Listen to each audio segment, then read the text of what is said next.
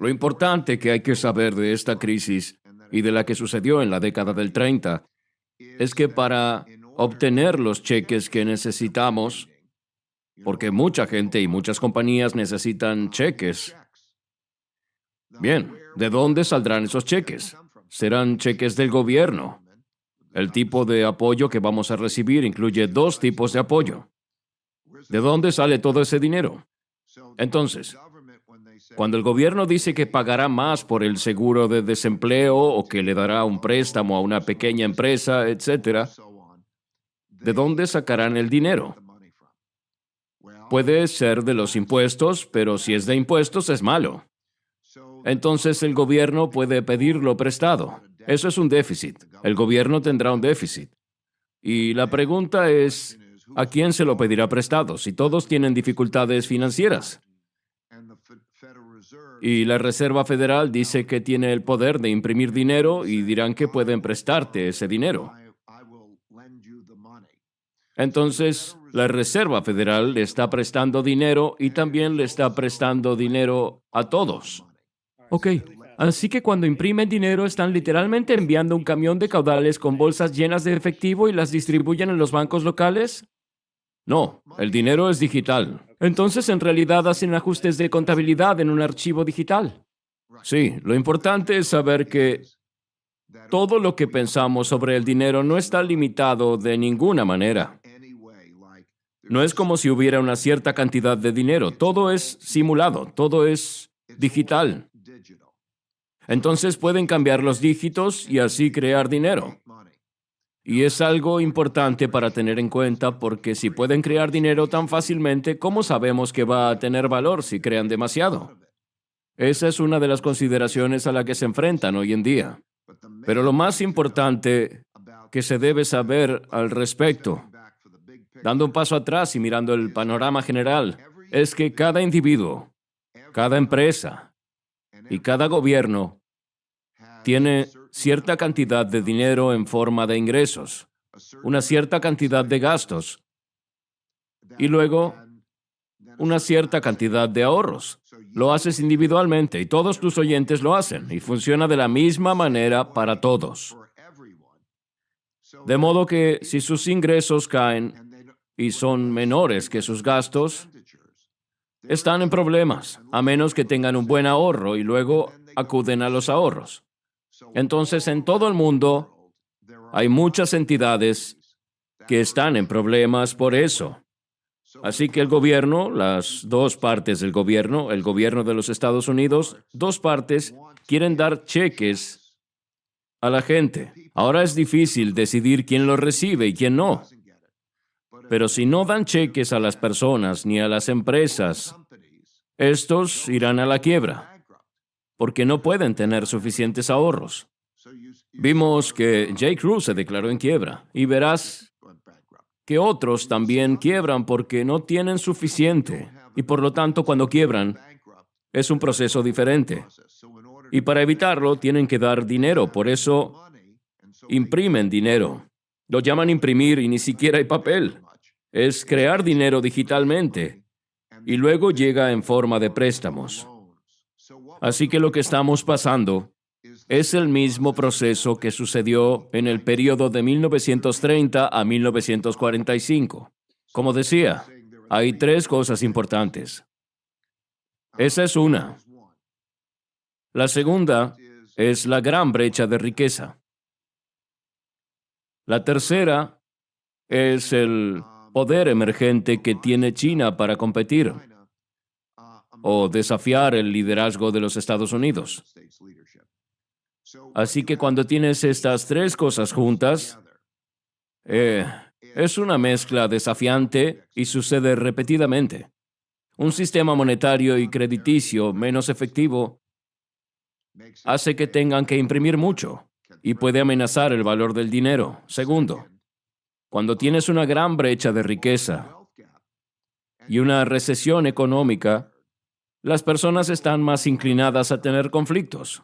Entonces, ¿cómo se maneja esto? Vamos a reconsiderar cómo vamos a dividir esa riqueza y eso cambiará los impuestos y las relaciones. Y lo tercero es que ya no estamos en un orden mundial donde Estados Unidos es la única potencia dominante. Entonces tenemos estas tres cosas importantes y además tenemos la desaceleración en términos del virus. Así que podrías pensar que el virus fue un tsunami que vino y aunque se vaya y ya no lo tengamos, aún habrá dejado mucho daño económico de diferentes maneras. Entonces, el daño económico tiene que ser entendido y tratado. Quienes están familiarizados con las finanzas, las instituciones financieras y cómo funciona la economía, podrán encontrar soluciones, pero una persona promedio que no entiende mucho de estas cosas, ¿qué puede hacer la persona promedio? Ellos no tienen bonos, no piensan así, tal vez ni siquiera entienden cuál es su plan de retiro o quizá ni siquiera tengan uno. Entonces, ¿cómo navegan esto?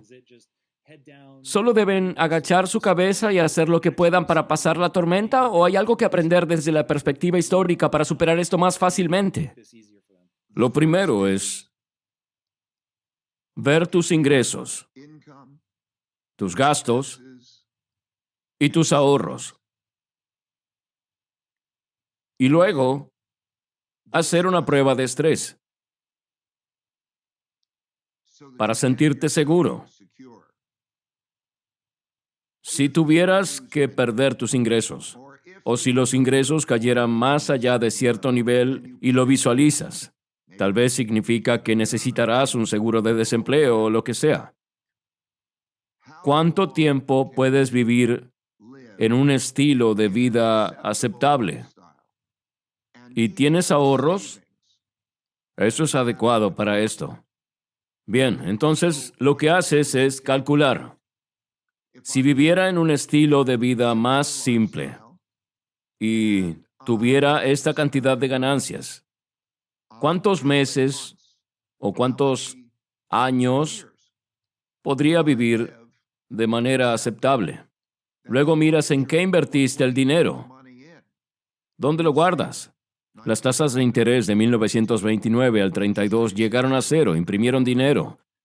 Tuvimos una gran brecha de riqueza y luego se sentaron y discutieron cómo lo mantenemos ordenado y cómo cambiamos las circunstancias con impuestos o cómo lo reorganizamos para que el sistema funcione bien. También existe un riesgo al mismo tiempo porque el mundo está pasando por esto y hay un riesgo de conflicto. En Alemania, Hitler llegó al poder en 1933 y lo hizo en 1933 porque hubo muchas luchas internas para tratar de llevar orden a la producción. Porque todos, la izquierda y la derecha, los comunistas y los fascistas, todos luchaban por la riqueza. Porque todos luchan por la riqueza cuando hay una recesión. Y en ese momento existían democracias que optaron por no ser democracias, que querían que un líder fuerte se hiciera cargo y que dirigiera el país. Y luego, por supuesto, había muchos tipos de líderes y luego llegó la guerra. Así sucedió la Segunda Guerra Mundial. Así que cuando lo analizas, ese es un panorama político. Pero volviendo al hombre promedio, en términos de sus finanzas, diría que lo importante son estos tres elementos. Tener un plan y tal vez tener un plan con tu familia. ¿Qué haces cuando las cosas se ponen difíciles? Y luego tienes que mirar lo que sucede en la política. Con la política. Depende de la persona. Algunas personas entenderán más sobre política que otras. Así que lo que deberían hacer depende de lo que puedan hacer bien. Creo que tu audiencia es amplia.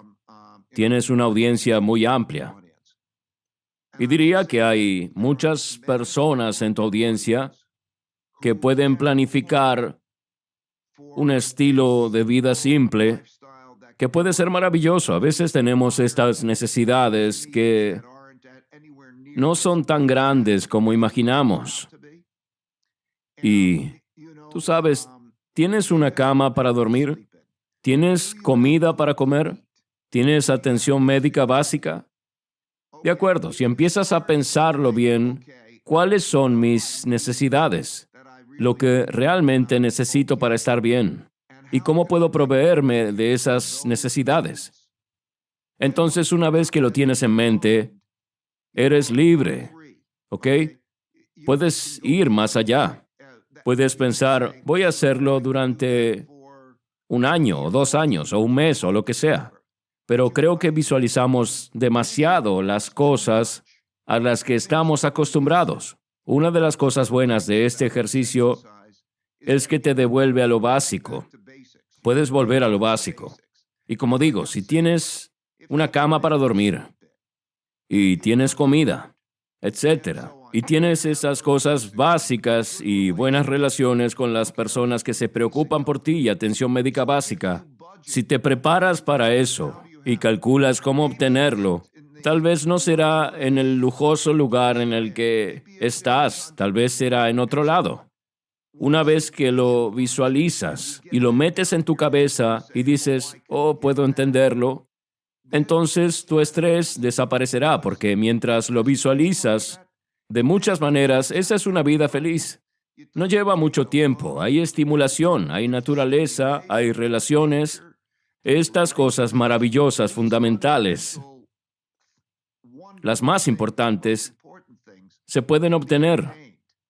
Y para muchos de ustedes, creo que si lo analizan y se preparan para eso, veo a varias personas que están en bancarrota. Y lo he visto durante muchos años. Y en realidad es solo el proceso de ajuste. Una vez que llegan a ese punto donde, se acostumbraron, están bien. Es la ambigüedad, es la preocupación, es el estrés. Así que si haces eso desde el principio y lo imaginas en tu mente, entonces sabes todo lo que puedes hacer desde allí y es la guinda del pastel. Quiero enfatizar que puedes hacer un presupuesto para esto, puedes analizarlo, encontrar ese escenario, ver cómo será para que sepas lo que tienes, entonces sabrás que estás a salvo. Una vez que estás a salvo, todo lo demás es lujo. Si quieres más consejos, sabiduría o orientación de otros emprendedores exitosos sobre cómo puedes navegar la situación del coronavirus, mira el video que está justo aquí. Espero que te guste, continúen creyendo y nos vemos pronto.